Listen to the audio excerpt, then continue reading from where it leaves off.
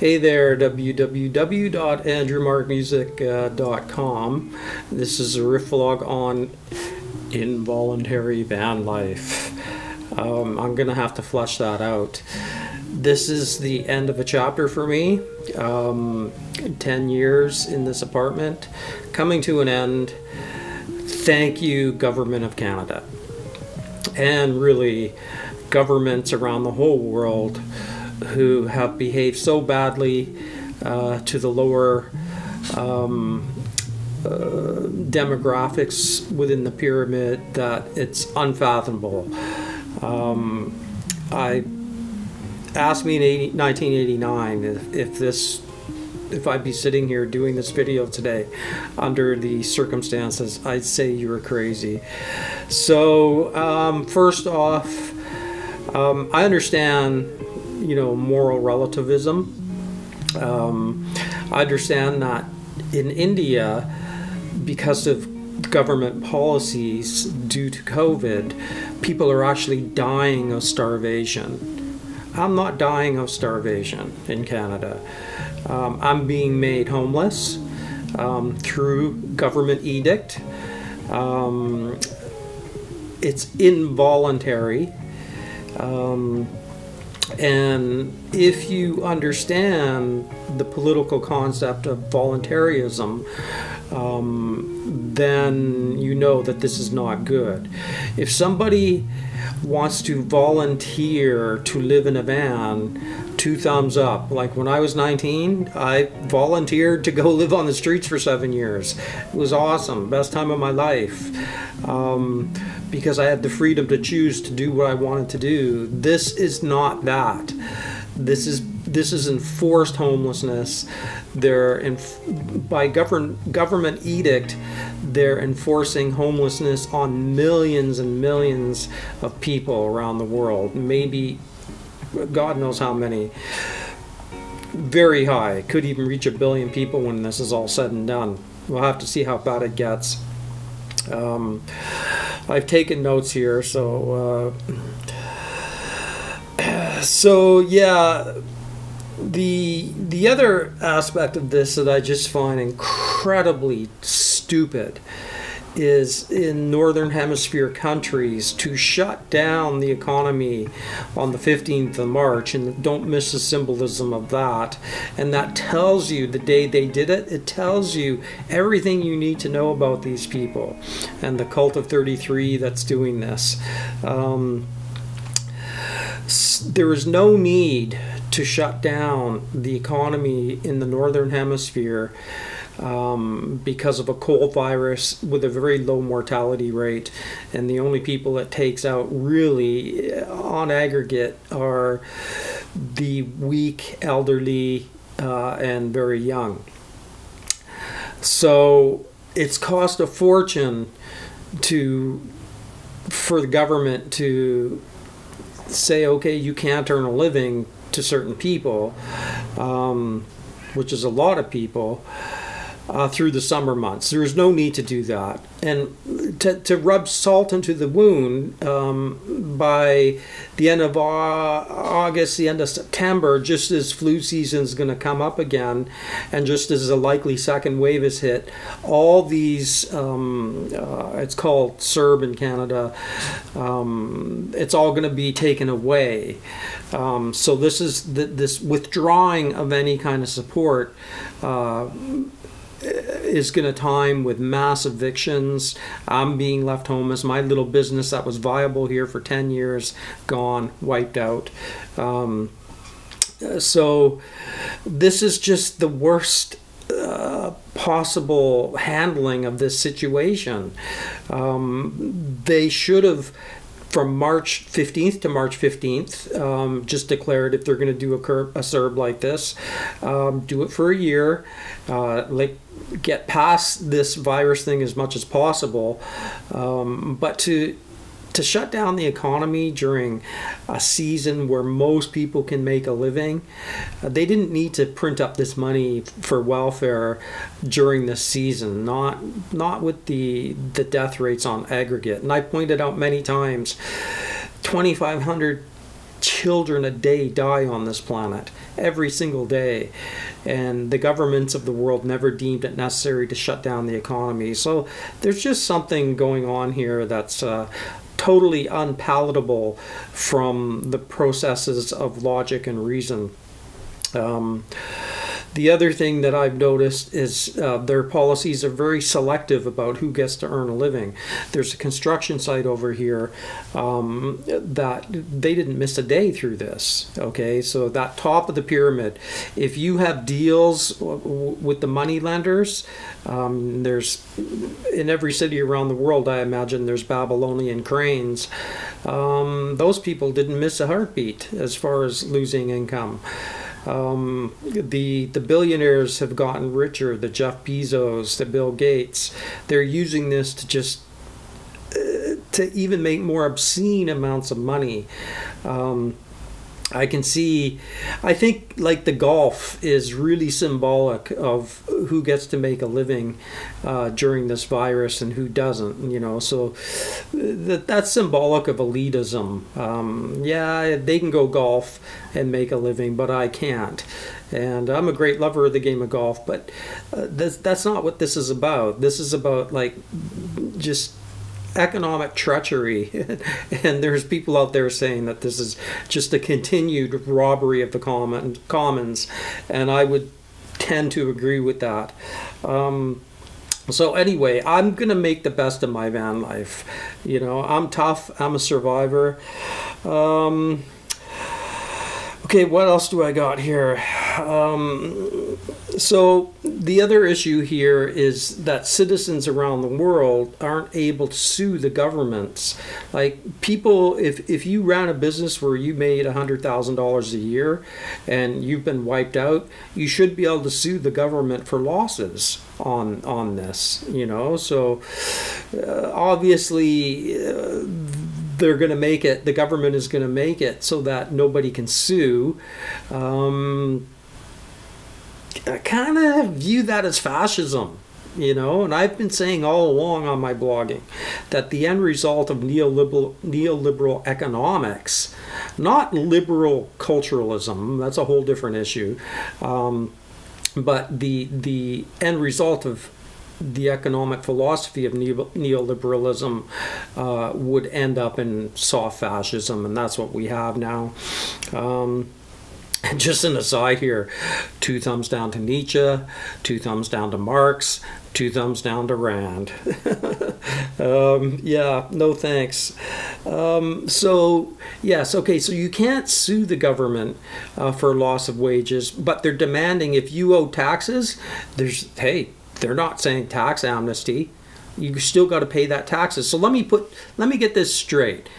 The government says you can't earn a living, right? And then says you still got to pay your taxes. I mean, this is insane. Now, right at the beginning of this, I did a 3-part series on what should a virus emergency look like. And all we ended up getting was the one-trick pony of the money lenders and just printing money. And I suggested there's many things they could have done to Jubilee, amnesty, even points. They could have declared a 6 months points. If you go to that series where there's point systems now. You go shopping, you get points. They could have just brought in a worldwide point system, or at least in a lot of countries. There was just, what the point being, there was different ways that they could have dealt with it. It didn't have to be the one trick pony of usury and the creation of money, which is going to lead to calling 2021 the year of the audit. Oh, so there's so many people unemployed. Oh, the government's going to hire them to audit all the people they fucked over in 2020. I mean, that's just rubbing so much salt into the wound.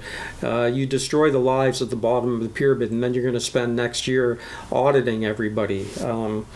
This is insane. Well, congratulations. You've managed to become fascist. I've always said, even since I got on the internet, that countries like Canada should have tried to make themselves better, and it's only getting worse and worse since I started. The first time I said that, maybe 2005, 2006, and now I'm looking at this and going, this is a disaster. And controlling all the media and putting out your media whores to say how great things are, it's just incredibly duplicitous. I've always conceded things are great if you're at the top of the pyramid. If you're in that top 1%, 10%, life has never been better. But now you're just committing robbery.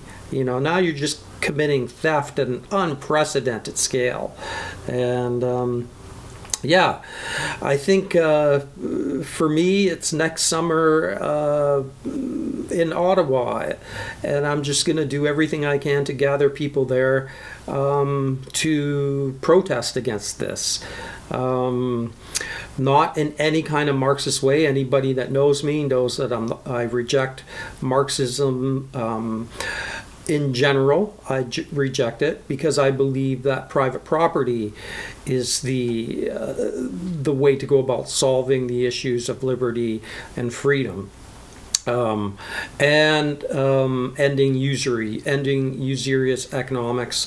See Anthony McGill's blogs on this issue, and he correctly says what we need is free credit, certainly at the bottom of the pyramid. It needs to be robust.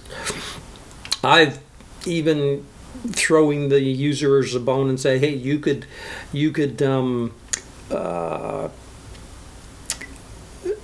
turn this nightmare into a dream if you, what's her name? Stephanie. Anyway, I'm going to link it in the description. I can't remember her last name, but she's written a book called The Debt Fallacy, I believe. And so even within this nightmare mechanism of usury, there are people saying that we could use it and make a positive out of it. But all they're going to do now is they're going to do the good cop, bad cop. Oh, the deficit, the deficit, the deficit. And that will be the primary voice in the next 12 months. And all the starvation and ruining of lives will become just put aside in the media, and we'll just talk about the government pathologies, you know, their narcissistic focus on themselves, on the individuals. We see this in the We campaign. It's just smoke and mirrors, distraction, misdirection to the real issues. Okay, so I'm going to be living in my van starting September 1st and altering my blogging somewhat, and we'll see how that goes. The biggest concern for me is within this apartment, I had some legal rights as a citizen. Those are now being all taken away. And because we live in an inversion, when the Marxists say that they want to defund the police, what they really mean is they want a police state. Okay, we can see the precedent for that throughout the last 150 years. When the Marxists say something, what ends up happening is the opposite. So yes, terrible, terrible situation. What I would like to see is laws brought in to protect people who live alternative lifestyles, so we're not harassed constantly, open to search and seizure property of our vans or whatever it is. If you're gonna make homelessness the norm through bad government policy, then hey, the least you could do is give us some legal protection. But of course the two don't go together, do they? If you're going to enforce homelessness by government edict, then obviously what's going to come along with that is unprecedented harassment of the people being made homeless. Okay, I'll leave it at that. That's a riff vlog on my involuntary van life that's starting September 1st. Peace out.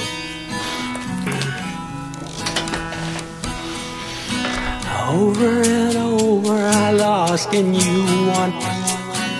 Did you think I'd fold and come undone. I'm tougher than you'll ever know, weathered by the cold winds in the winter snow. Over and over I lost and you won, 'cause it's all your karma, it's all your come.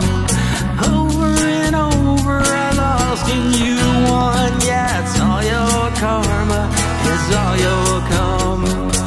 Over and over the lies you've sown, a blackened heart in a conscious dead zone. A pyramid built on power and fear, corrupting everything that love holds dear. Over and over I lost and you won, it's all your karma, it's all your come. Over and over I lost and you won, 'cause it's all your karma, it's all your come. Marin of Jezebels, tree lies, illusions, hell. For all you think and all you'll be, you'll live that misery. Over and over I lost and you won, 'cause it's all your karma, it's all your come. Over and over I lost and you won, yeah, it's all your karma, it's all your come. It's a demiurgic tragedy, it's a demiurgic tragedy, it's a demiurgic tragedy.